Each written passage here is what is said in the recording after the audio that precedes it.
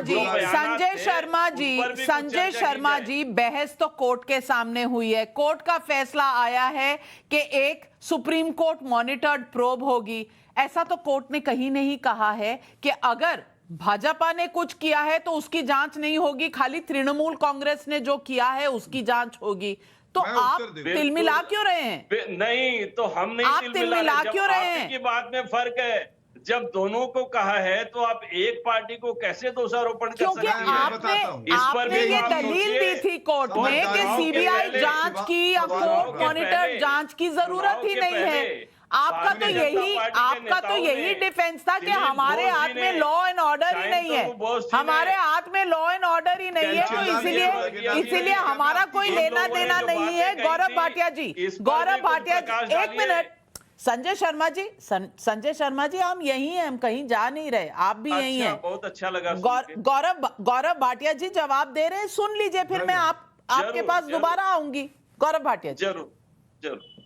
संजय जी, सच्चाई में बड़ी ताकत होती है, और जब सच्चाई बोली जाती है ना, और किसी का घिनौना चेहरा सामने आता है, वो तो तिलमिला जाता है।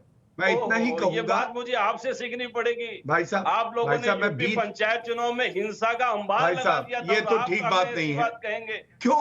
आपने लोगों ने त्रिपुरा में जो किया उसके बाद आपके मुंह से अच्छा, ये बताइए कितने पन्ने का जजमेंट है? वही नहीं, आपने झूठा आप 5 में से एक जज का नाम ही बता दीजिए।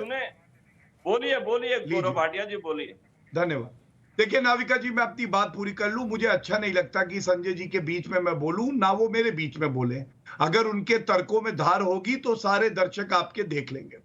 2 विफलता है बड़ी। पहली विफलता क्या है कि हिंसा होनी ही नहीं चाहिए थी, क्योंकि ममता बनर्जी चुनाव के परिणाम से पहले भी मुख्यमंत्री थी और बाद में भी मुख्यमंत्री बनी। हिंसा ना रोक पाना उनकी पहली विफलता। दूसरी विफलता क्या है कि कानून कहता है कि अगर किसी नागरिक को प्रताड़ित किया जाए तो वो कंप्लेंट देगा।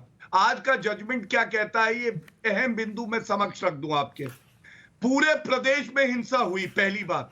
ये नहीं कि छिटपुट एक घटना हुई। दूसरी बात, कंप्लेंट भी नहीं ली जा रही थी, वर्दी अपना काम नहीं कर रही थी। वर्दी तो ममता बनर्जी की जैसे घर की जागीर हो गई हो, और अपराधी खुले घूम रहे थे, और जो पीड़ित थे वो डर के अंदर बैठे थे। उनको धमकी दी जा रही थी कि मुकदमे वापस लो।